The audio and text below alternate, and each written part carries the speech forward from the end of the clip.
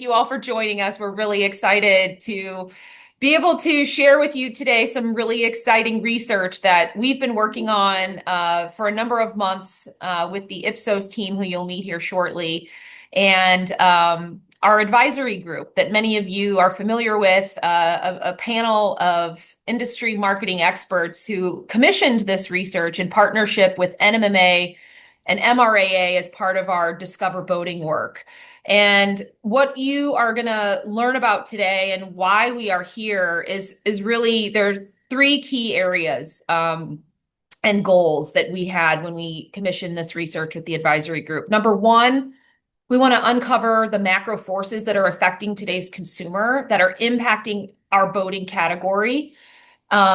Number two, we want to highlight how the boat owner has changed and understand how they're accessing boating, how they learn, how they're influenced, how they make purchases, and who is the owner of today and who is the owner of tomorrow, who will they be? And our third objective was to explore and identify the predictive factors that indicate the likelihood to own a boat. And as you can imagine, as we think about how we want to grow together, we're at an inflection point in our industry where we know we have to work together to grow.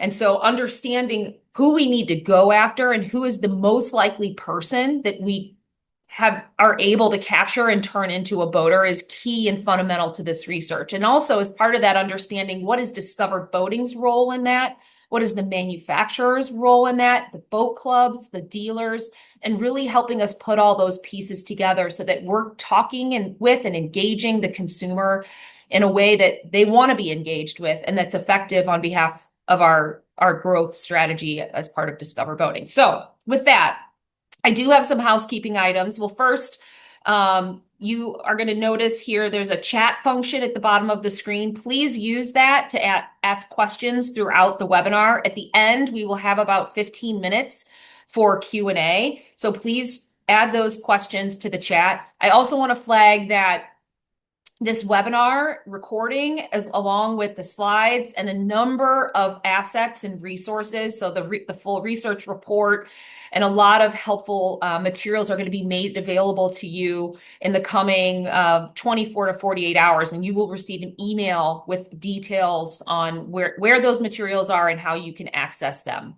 So with that, I get the honor of introducing our presenters today. We have Stephanie Don and Jennifer Bender. Both of them are with Ipsos. Ipsos is a global research firm. And I've had myself and the Discover Boating team have had the pleasure of working with Ipsos over the years. Many of you may know them from their work that they've done with the RBFF. And so we're really excited for them to share with you and do a deeper dive into the boating consumer of today and tomorrow. With that, Stephanie, I'm going to hand it over to you because I think you're kicking us off. Yes. Thank you, Ellen. Hi, everyone. So just to level set what we're going to talk to you about today, we will kind of go into an executive summary level of insight. So as Ellen mentioned, there is a plethora of additional data and details, but today we're going to focus really on the current landscape, who are the targets we've identified, the current owners, the prospective owners, and what that means for all of you.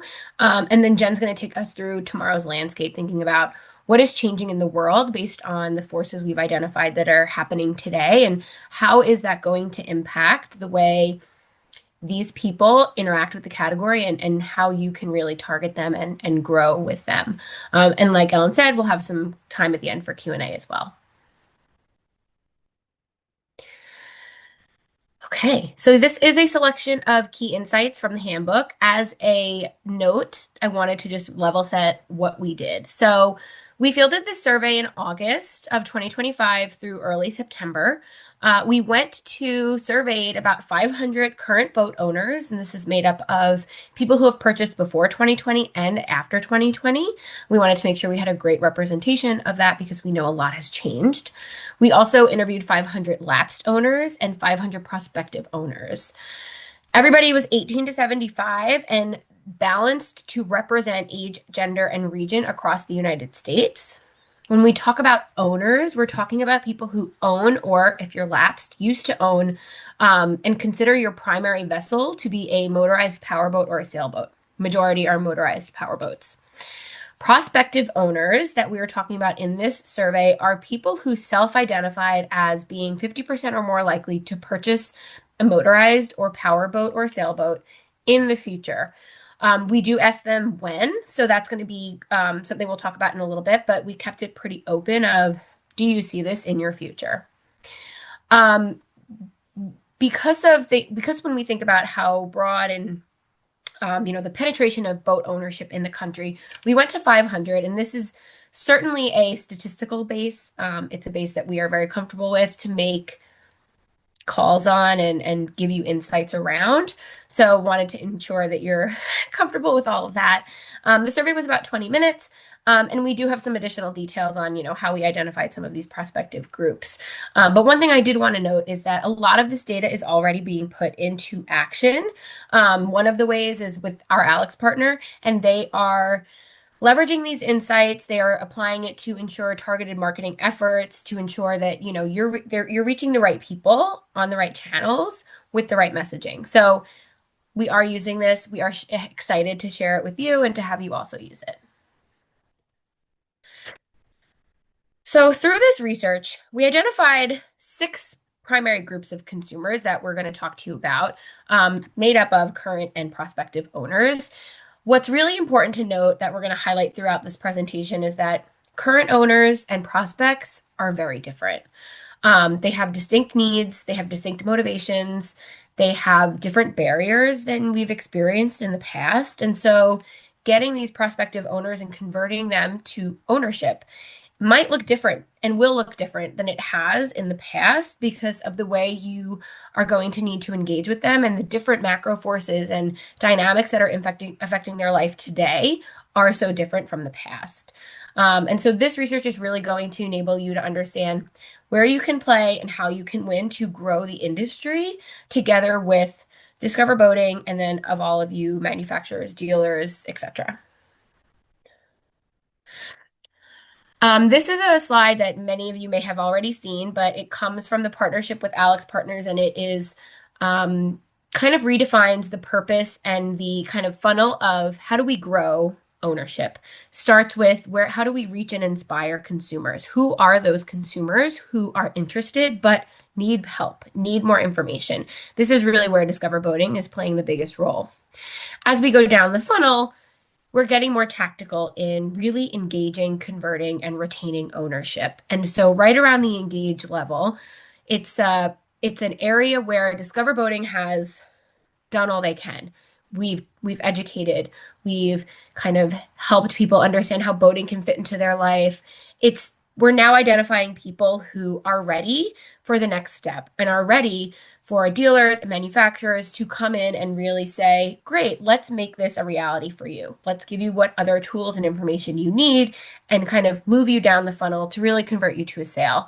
So this is the funnel. We'll be mentioning it throughout because the groups we did identify, we've aligned with each level in this funnel. So on the screen are 6 groups. So on the left-hand side, we have current owners. These are established owners, those who purchased prior to 2020, and recent buyers, who we're calling people who purchased after 2020. And there's actually more similarities between your recent buyers and your prospects than there are between your established owners and your recent buyers. So there really is a distinguishing element of this pre and post 2020 where people are thinking differently, they're navigating through their life differently, and it's impacting their engagement and how we can really encourage them towards the recreational boating life. On the right-hand side are prospective owners. And so these are all people who are at least 50% or more interested. But what we did was further group them based on other elements that define them. So they are grouped based on their likelihood. Some are 50%, some are 95%. Their time in which they're ready to buy, next 2 to 3 years, next 6 months, as well as what are the barriers that they're facing and what is their budget. So do they need more education? Do they not have as much available funding right now? What are the barriers? And that's going to really help us help us be able to tailor the messaging, the tactics to help them towards sales. We have a cost conscious group and a time pressed group. Both of these are the targets for Discover Boating. They kind of sit in the reach and inspire section of the funnel, and they really just, we'll go into more detail on them, but they need more information. They're not 100% ready to pull the trigger yet. As we move to the right, we have a group that's inexperienced but has the means.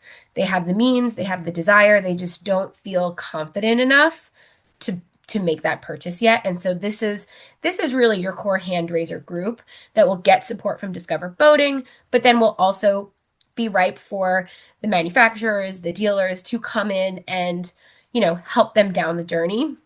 And then we have a group of people who consider themselves ready for a sale, very few barriers to buy, and this is really a ripe target for dealers and manufacturers. Key differences between these groups, and again, when we think about current owners, they are people who currently own at least one boat. They are higher, they have a higher education, they have a higher income, they are older. This is very representative, especially of some of those pre-2020 owners that we kind of traditionally have thought about as the boat owner. But when we think about more recent owners, they're going to be more similar to what I talked to you about with regard to these prospects. Current owners have a more positive outlook on their personal financials. They also value manufacturer websites, online articles, and dealer websites as their main resources for information, for making purchases, for getting all of their content. Those are key things that are very different for your prospects and some of your recent buyers. So these people are much younger. Their income tends to be lower, and they tend to be less educated, not uneducated, but not as high level education as some of our established owners, but they are also younger. So that's kind of goes hand in hand. They have higher engagement with boating through other methods, charters, rentals. They are engaging with the category, but they are less likely to have engaged potentially through their family's ownership or their parents or their grandparents. We do know that engagement is a huge driver of eventual ownership. So knowing that these people are prospects and knowing that they have this desire to be in the category through charters and rentals is a great first step. And for them, their main resources are much more modern. Friends and family, YouTube, social media are huge, huge influencers when it comes to where they get their information and their resources. There's still validity with dealers and websites, but there are also these other elements that are kind of competing for their time. So thinking a little bit more and talking a little bit more about our prospective owners, as I mentioned, they do differ based on some of those elements, when they're going to buy, how much money they have, what their barriers are. And so this is going to kind of focus on summaries of how they're different. Our cost conscious group on the left is a group that are very interested, but financially are not necessarily ready. They are open to alternative access models. So knowing that access is a huge indicator of future purchasing. This group is really ripe for encouraging access however they can get it.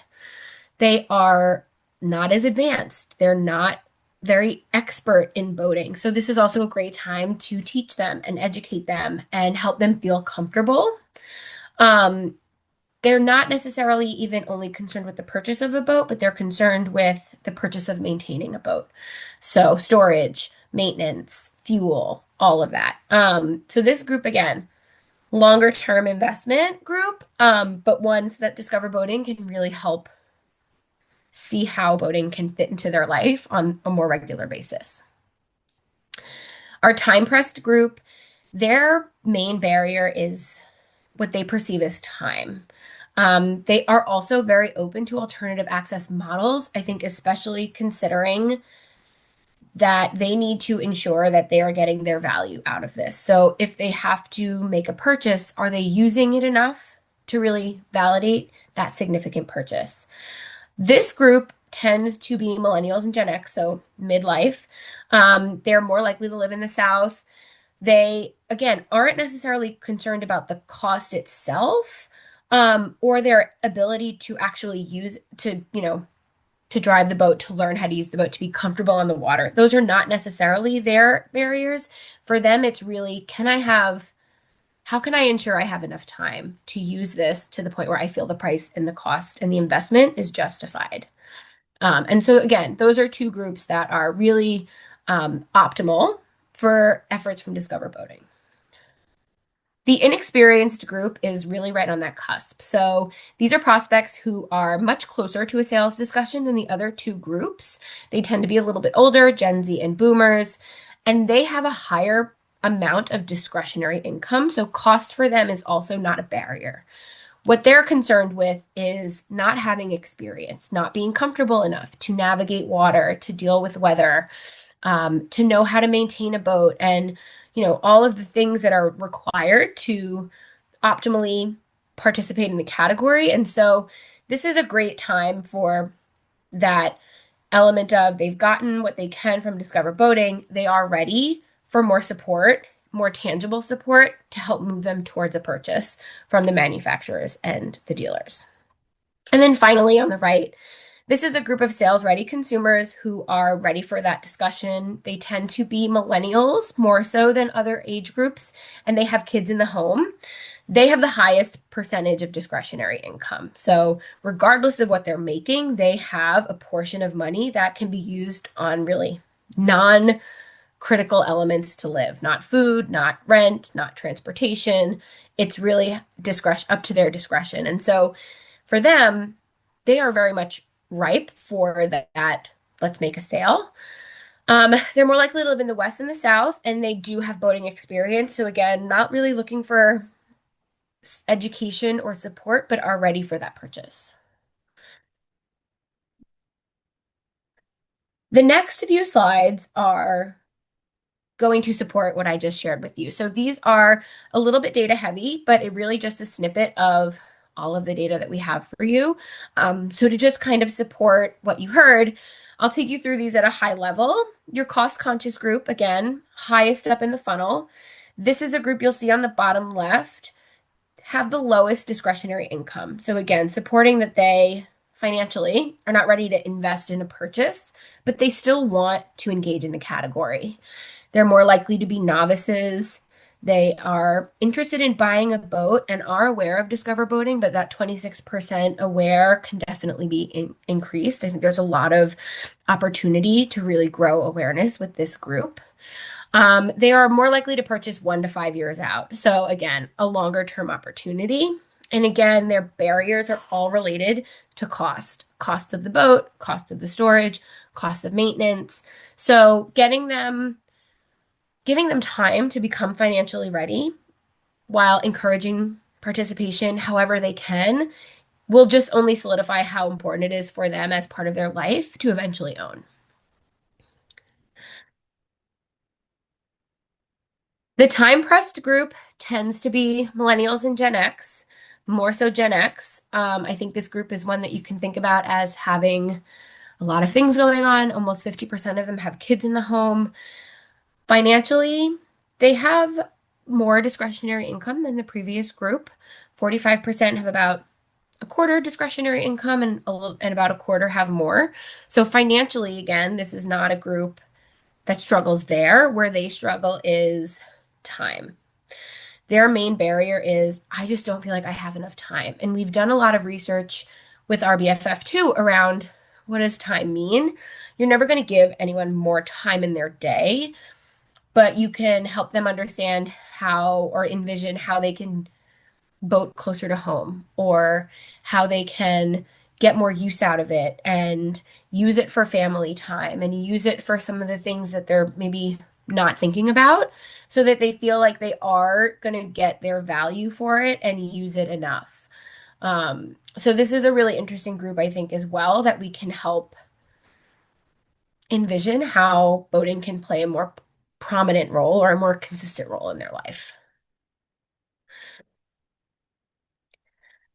The inexperienced prospects they tend to be like younger or older. We have a little bit of a skew of boomers, but we do have a bigger skew of Gen Z. and we have a much more diverse demographic group of prospects, so more likely to be Black or Hispanic. This group tends to live in the Northeast more so than other groups of prospects, but they do have discretionary income.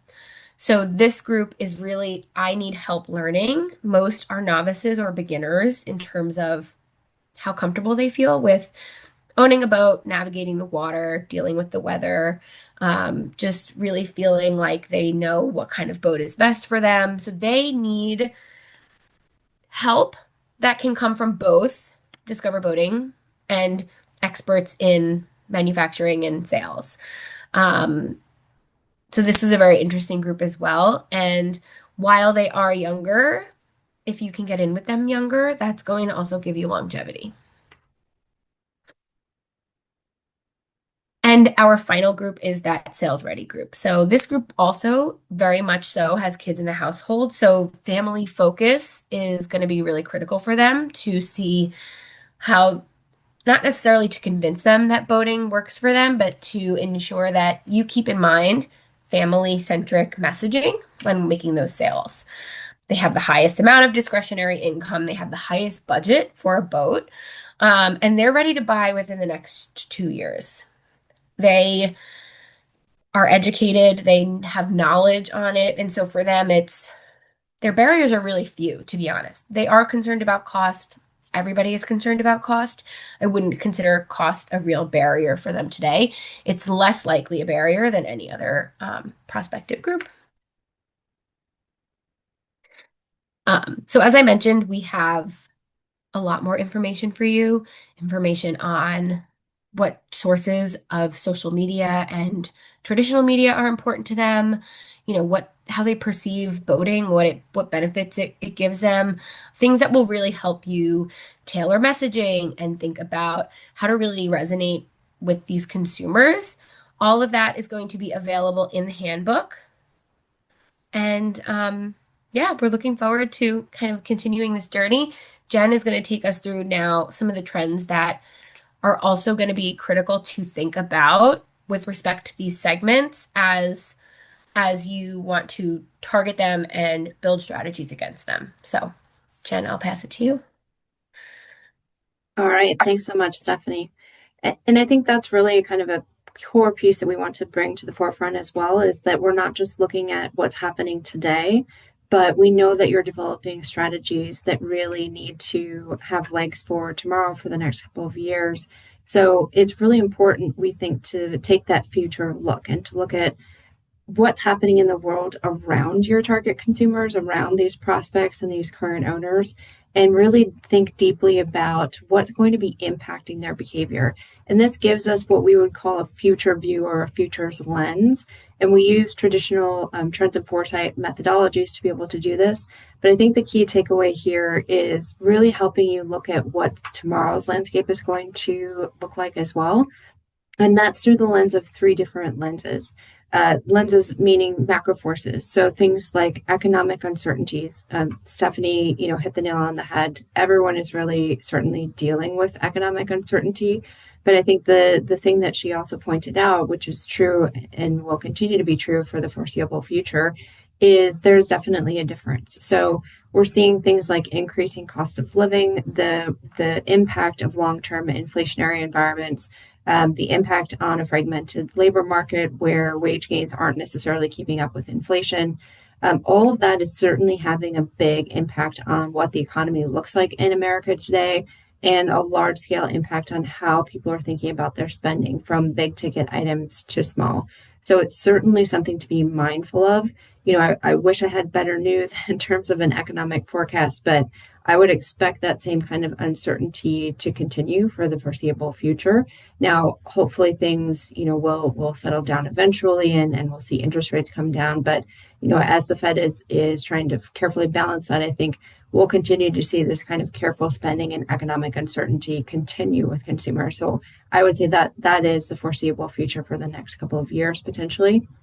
And we see that certainly reflected in things like increase in housing prices and people kind of thinking differently about what are they spending on and where are they splurging versus where are they scrimping? How are they kind of being more conscious about what they're spending, where they're spending, and how that aligns to their values and what they find important to them. Now, the caveat to that, to the second point on the economy, is really what I would call optimism and a little bit of YOLO. That there's still definitely pockets of Americans who are looking at spending on experiences, on luxuries, on premium. And some of that is a little bit of, agnostic of their economic situation, that there's this real sense coming out of the pandemic, I think is one of the biggest drivers of this, that, who knows what tomorrow may bring. Life is short.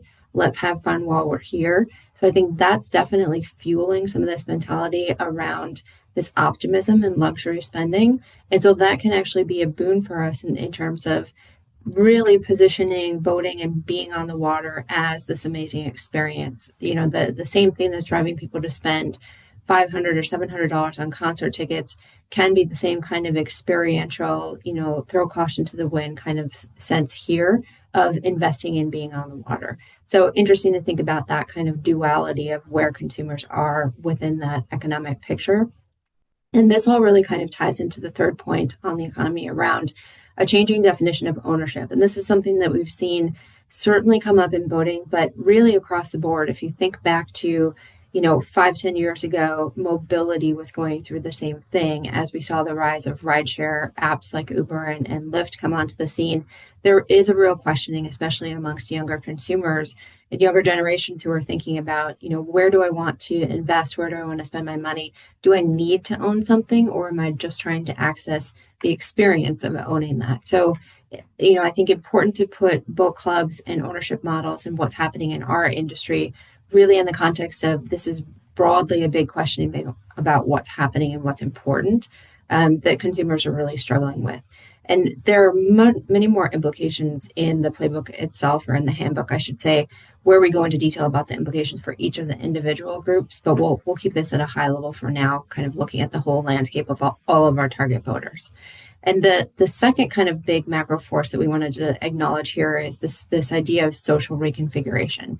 And I think first and foremost, and we've talked with the NMMA team a lot about this, is what does the makeup of the U.S. look like now, and how is that changing? Certainly, you've all heard about growing diversity and the makeup of race and ethnicity is changing, but there's also this big piece about a generational changeover where we're seeing an aging population in the U.S. and most of the Western world overall, but we're also seeing, a lot of changes in terms of what does the diversity of the market look like from all of these perspectives. So really looking carefully at how demographics are changing. And then the second point here on social reconfiguration is really about what does that mean for value shift? And what we're seeing is that a lot of people are delaying the big milestones. They're not necessarily getting married or starting households, buying houses as young as previous generations. They're also not having kids at the same time, and in some cases, not having kids at all. So there's a big shift in terms of not necessarily following the same path toward success or the same timing of milestones that your parents or previous generations would have. And that means a structural shift in terms of where people are in financial stability and security, that, if they're further along in their careers, they may be at a better point where they don't have as many expenses because they don't have the house and they don't have the kids. So think about that as an opportunity as well in terms of understanding those changing milestones and this kind of shift in people's path through life and where that creates opportunities for us. And then the third point is, very much tied to that around mindful living and spending. And there's a lot of conversation about, emotional well-being, how that relates to how you spend.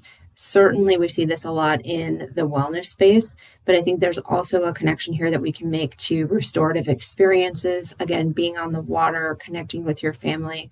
So thinking about, how you spend your money, but also how you spend your time. People are much more conscious of that and really being thoughtful about how they're investing their time and their energy.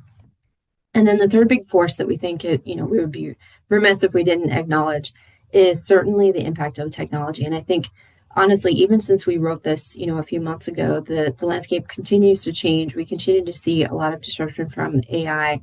And so this first point about increased digital usage and kind of how that's impacting consumers is really about the pervasive use of technology. And I think that has certainly changed even more so in the sense of AI's influence.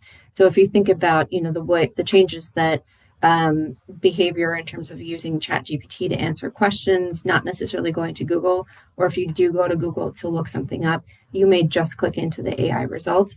That is all changing very rapidly. So I think acknowledging that people's path to purchase in many categories and soon to be large purchases as well is really being informed by that digital journey and increasingly by AI as well. So I think there's some element of that that can be a huge benefit to us in terms of making sure that we get into those AI results. But it's also a benefit in terms of thinking about all the different ways and the different digital channels that we have to influence people. And not just in terms of channels and media, of course, but thinking about openness to new technology in boats themselves. So how do we think about people being more open to new technologies, better experiences, what can help make the experience safer, easier, feel more accessible, certainly is something to think about too as technology pervades our lives. And then the last point that I think, is really important, and we've seen a lot of amazing progress in the industry already, is around social media and influence. So I think can't be understated in terms of the role that people are looking to individuals, could be influencers, could just be people they follow on YouTube. It's very much something that we're seeing come to the forefront in terms of influence in many categories, and definitely something that we're starting to see happening in this industry as well. So something that we need to be mindful of in terms of all the different kind of broad forces that are impacting consumers, not just in boating, but ultimately will have an impact on how they come to your dealership, what they ask you about in terms of questions. So that really kind of ties into the next slide where we have much, much more to be able to share with you in the handbooks. And so there will be deep dives to be able to look at the impact and the recommendations for what to do with all of this information. Really build upon the profiles that Stephanie was talking about to look at that future impact of, okay, so if this is the economic circumstance, what does that mean for me as a dealer? Or what does that mean for me as a manufacturer? There's also certainly impacts in terms of what Discover Boating will be doing with all this information, but really a complete picture of the targets. What are some of the kind of key things to be mindful of in terms of the impact of those macro forces? What does that mean in terms of ways to connect? How do you action on this? How do you really engage people? What are the kind of nuances of things to make sure to be mindful of and to include in your communication? So lots of rich information that you'll find in the handbooks as soon as those are available. The thing that we wanted to leave you all with is really kind of a snapshot and hopefully a taste of what's to come in terms of the implications. And, this is barely scratching the surface, kind of tip of the iceberg in terms of the implications, but wanted to kind of give you a sense of some of the insights that we came to the conclusion of as we were working with the NMMA team. And I think, we'll break this down a little bit further in the next couple of slides into implications for manufacturers and dealers. But at a high level, one of the things that really came to the forefront and was one of our hypotheses at the beginning is exposure to water really important? And the truth is, it absolutely is. But it doesn't necessarily always have to happen in childhood. So I think that was really interesting to see that experiences with either being on the water later in life and being exposed, through friends and family, or being in boating adjacent activities. Those do correlate with boat ownership and interest in boating. So absolutely that water gene is critical, but trying to be a little bit more flexible about how we help people develop that water gene. The second kind of big insight was about, as prospective owners are navigating these financial concerns and the economy that we talked about, really kind of deeply understanding people helps us really think creatively and I think more openly about different kinds of access models and how that impact of the purchase journey is changing and how that's really being shaped by new decision-making touch points. So it's a little bit of a combination of looking at, hey, if you're not necessarily ready to pull the trigger on owning, what are all the different ways that we can influence you? Is there an overlap there with different kinds of digital touch points throughout the entire journey? So a lot more, I think, nuance within that journey and a lot more opportunities for us as an industry to be at those touch points in key moments with them. As Stephanie mentioned at the top, the third kind of big insight is that there is a difference between current owners who skew more kind of older.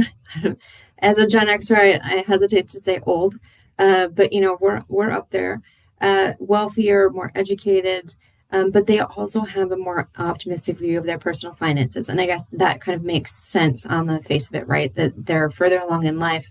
The kids are out of college. They don't necessarily, they may have already paid off their mortgage. So they are a little bit more optimistic in terms of, not necessarily need to rely on future earnings.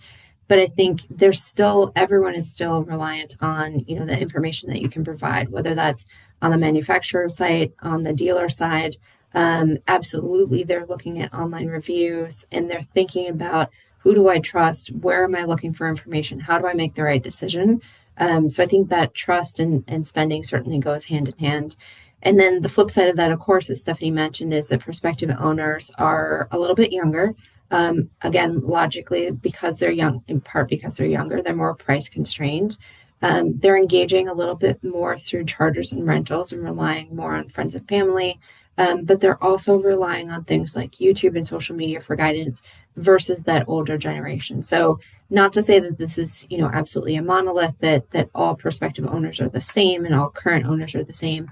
But in these kind of patterns, we see insights that can help you with your targeting and help you think about your channel strategy, depending on who you're going after.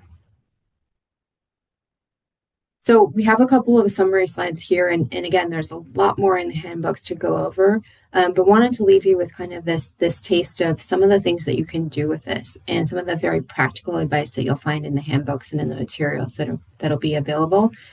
For manufacturers, certainly looking at who are those potential audiences that you should be thinking about and pointing you to those profiles and all of that rich insight there, but also thinking about, how does all of this inform the way that we connect to these target voters?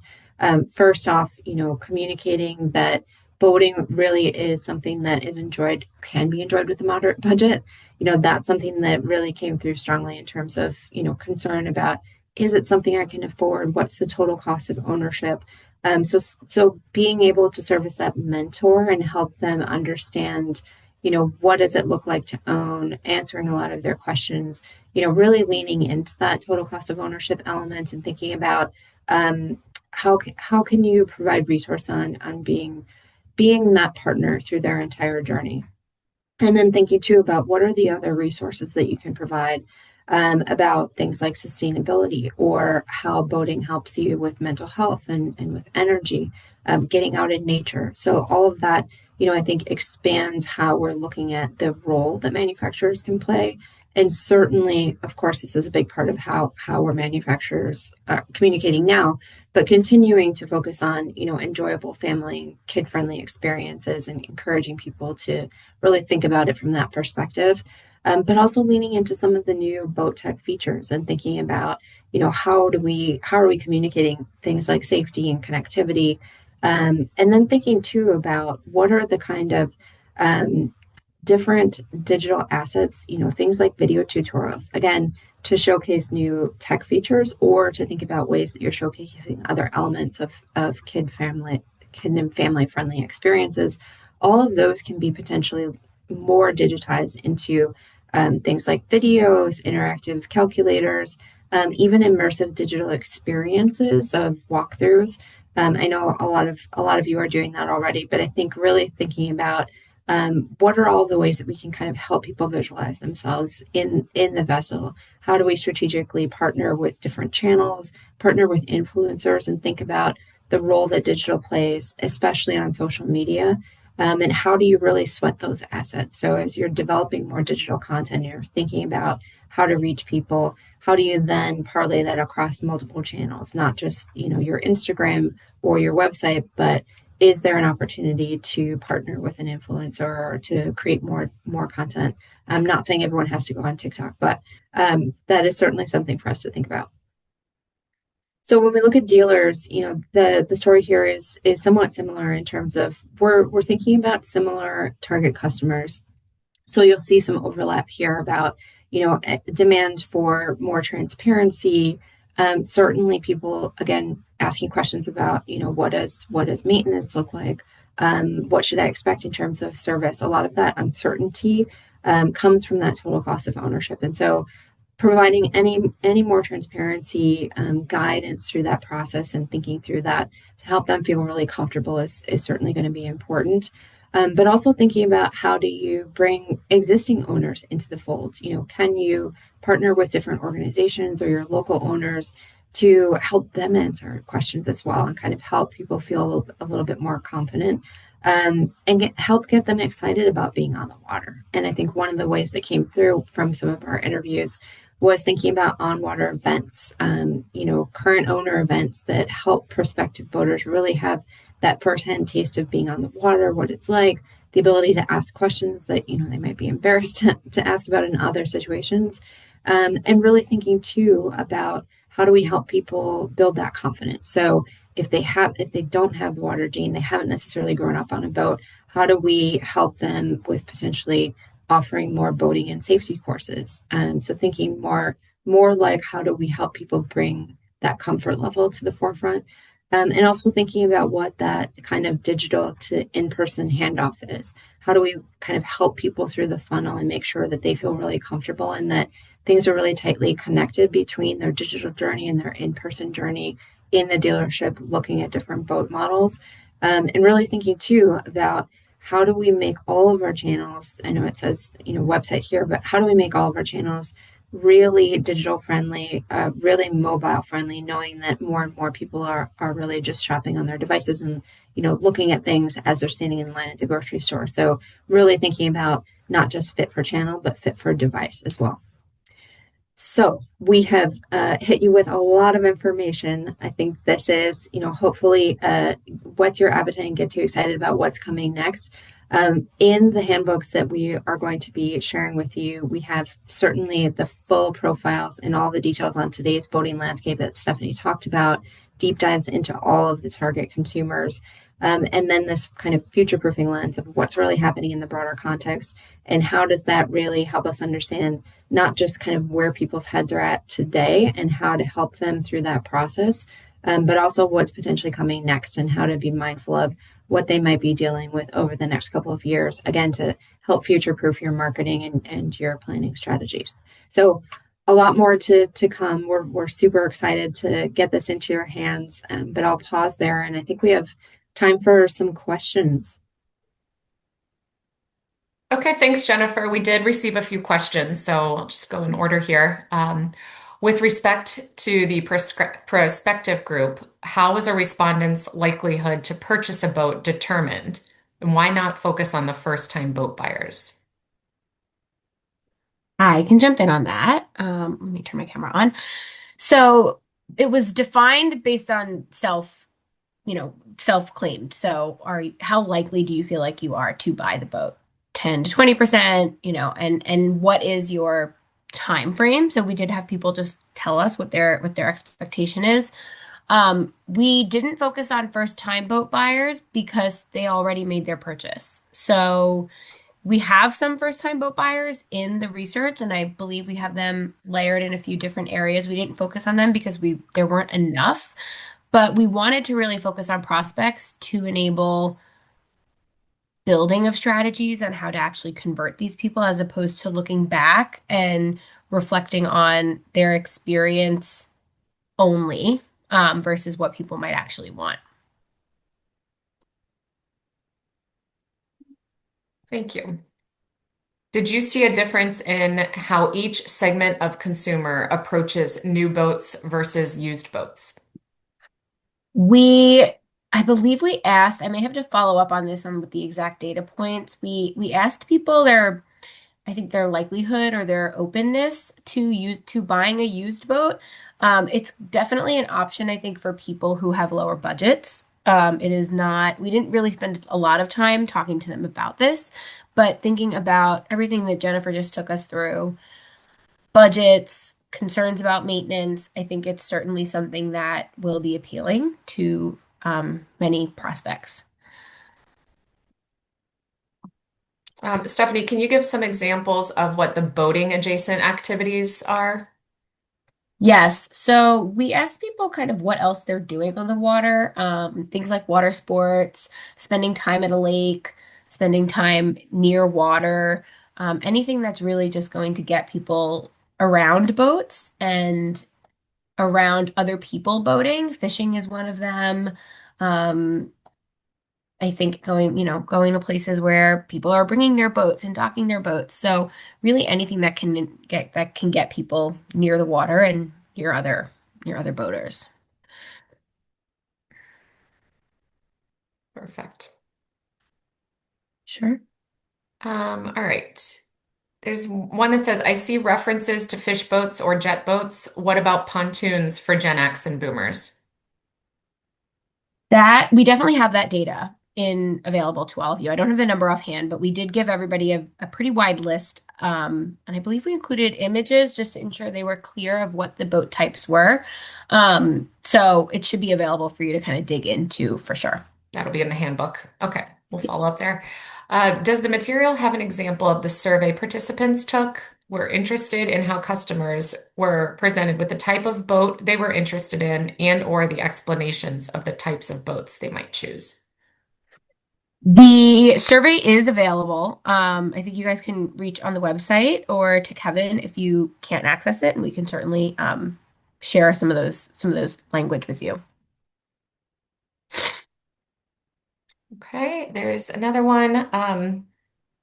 In each of the prospective owners' snapshot, an experience barrier is listed. Can you please explain or define the experience barrier? So experience is a kind of a net, so an overarching group or theme of the different experiences, and it's barriers related to not really cost. So how are you going to actually operate the boat? What is your experience going to be? Are you worried about buying or learning how to drive the right type of boat? Do you have enough time to really experience it? So it's really just kind of a catch-all for any barrier that's related to the boater's potential experience and challenges related to it. Um, some of the insights and barriers we may have seen in previous research. From this research, is there a significant new finding that stands out that we've uncovered?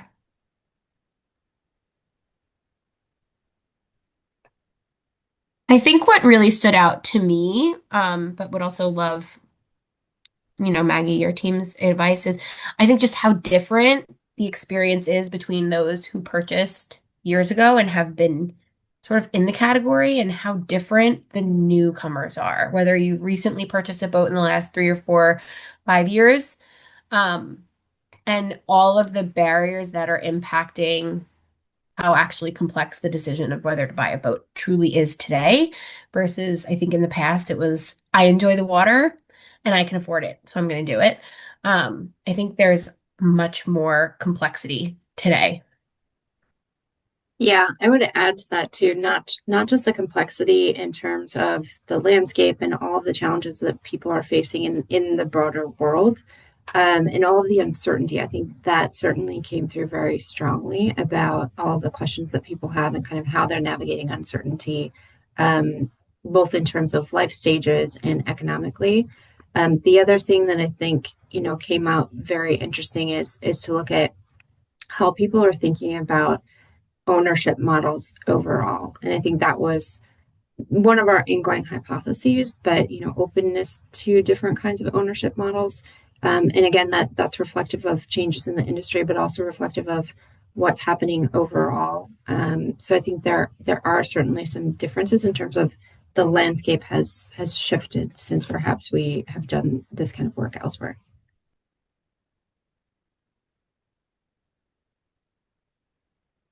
Thank you. Okay.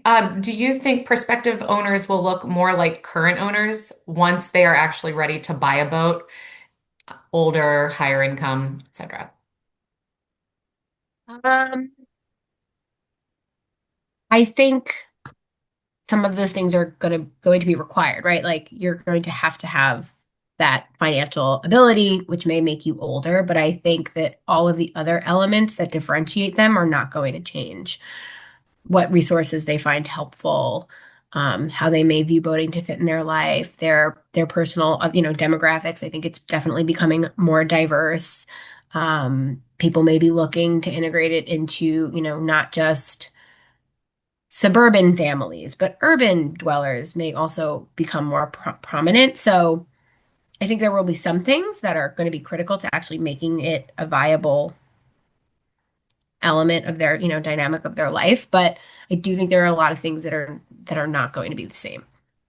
Yeah, the other thing that came up, I know when we were talking to some of your stakeholders too, and certainly it seems reflected in the research, is around how lifestyles have changed. If you think back to like again, as a Gen Xer, when we were kids, we didn't have a million activities. We didn't have access to social media. We didn't have the internet. So it was easier to get us on a boat. So I think that wholesale change of how kids' lives are different now certainly impacts the ability to get them on the water and certainly impacts if you're looking at boating for a family activity. I think the good news is, and this is even not included in this study, but something that we're looking at more broadly, is that people are really kind of pushing back on being always on. And I think there's this general sense, cultural sense that maybe we've gone too far in terms of technology and especially social media, and that it really is important to get off of your devices and to spend time with real people. So, is that going to change immediately? No, not necessarily. But I think there's this hunger for this real connection. So, at the same, I'm telling you kind of something bad and good at the same time.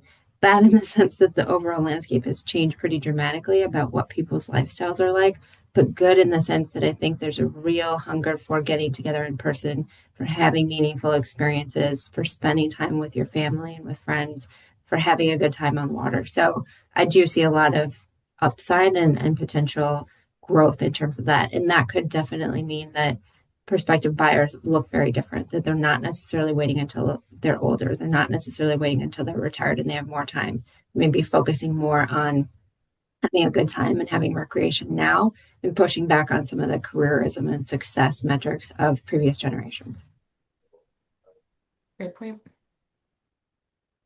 Okay, was there any data around how much people expected to spend on a boat? Yeah, we do have the prospective buyers' budgets in their profiles. I believe that they ranged from like 60 to 90,000. I think the highest expectation or highest budget to purchase a boat was around 90. Um, but we know that there are kind of consistent concerns about maintenance and ongoing costs and not just the purchase price. And it's a big question mark for a lot of consumers, and a lot of the prospects not really knowing how much is my storage fee going to be? What are my options? How much is gas going to cost? How often am I going to use it? What if something happens? Do I have insurance? What is all the paperwork going to cost and the lights? So there's a lot of questions around all the additional kind of costs that come with it. Makes sense. Um, Stephanie, did the research show how impactful influencers are in the actual decision making for purchases? Because there is definitely an awareness that is brought by utilizing influencers, but hearing conflicting insight into whether or not that is actually pushing purchasing decisions. We didn't, I don't know that we have a specific way right now to track if an influencer has actually resulted in a purchase. But what I can tell you is that prospects are much more likely to value social media as sources of information. YouTube, um, social media in general, lots of influencers, but it does not discount the value and connection that they get with when engaging with manufacturers and dealers. So it's kind of twofold. I think that the influencer, if I had to, give my opinion, it would be that the influencer and the social media, it drives the desire for the lifestyle and the engagement and seeing how it can actually fit into their life. What's a day in the life look like? How do you maintain a boat? What is it like the purchasing process? Like it gives people kind of a glimpse into the lifestyle, but it doesn't discount or replace the value of the conversations that people will have on site with dealers and with manufacturers. Does that? help. Okay.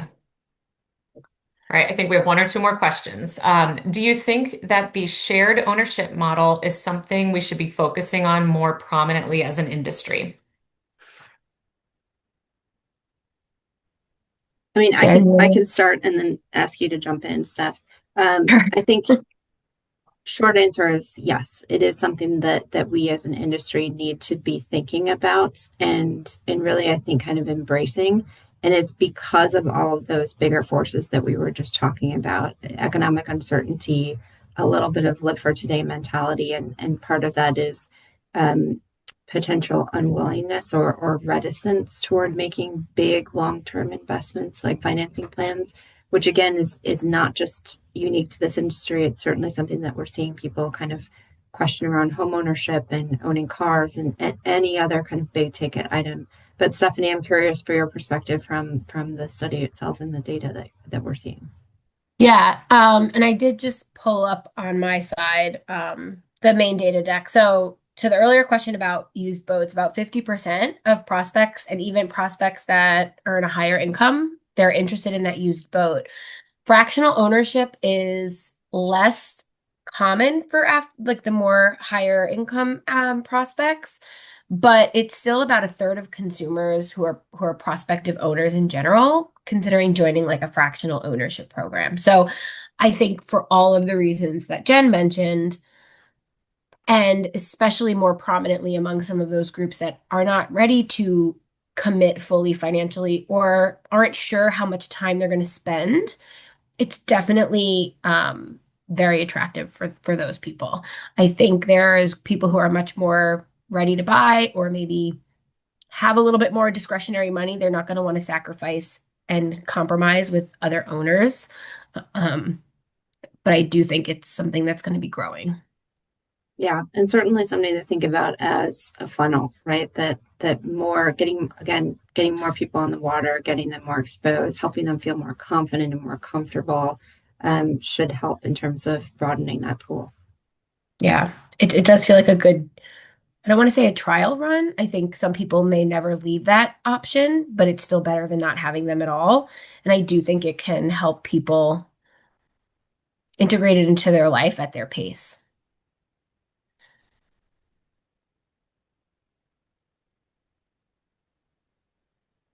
Okay. Thank you, Stephanie and Jennifer. Those were all the questions we had. Great questions.